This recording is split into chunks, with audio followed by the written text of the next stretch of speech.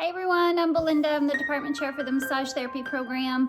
I know that we all have been working from home and we need to take a few minutes, maybe 10 or 15 minutes to de-stress, come away from our computers, relax, kind of regroup ourselves.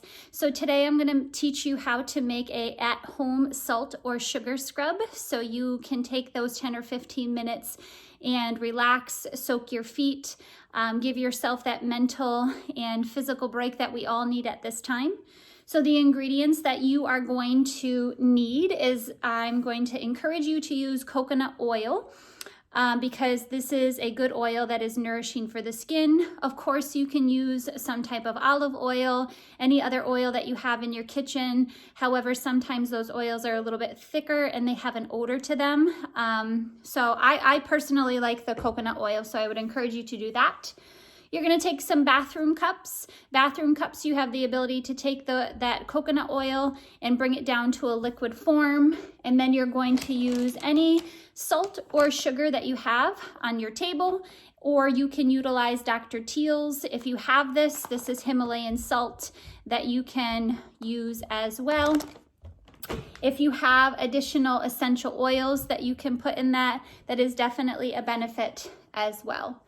So in the bottom of a little bathroom cup, you're gonna just put a little bit of the Himalayan salt. And in this one, I added a little bit of the oil, not too much. You don't want to have a soupy consistency. You wanna have enough to be able to spread on your hands. And then this one, I utilized massage cream because you can use that too if you don't have any oil at home. And I put a little bit of a dollop in there as well. If you have additional things, I personally have a lavender mist that I can spray on my pillow. I can spray in the air. The lavender is a good essential oil while you're soaking your feet. That is a plus as well. If you want to take it a step further and you have more than 10 or 15 minutes, you can certainly add in some type of pedicure component with a pumice stone, sponges, but that's if you have more time.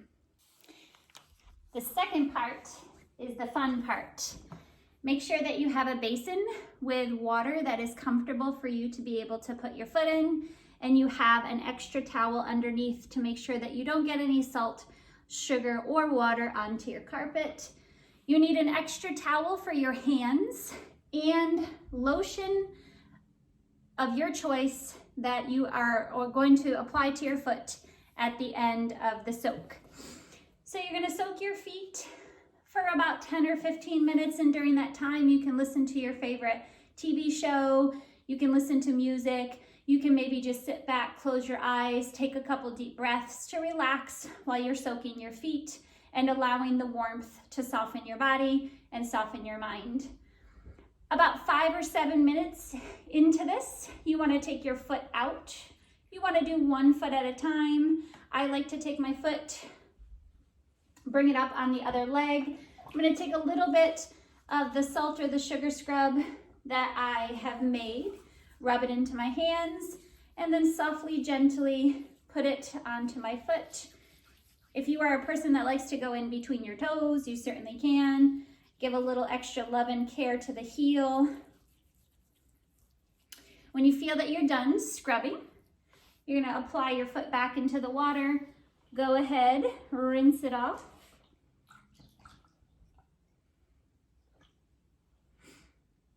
After I've done both feet, I'm going to step out of the water, move my basin over.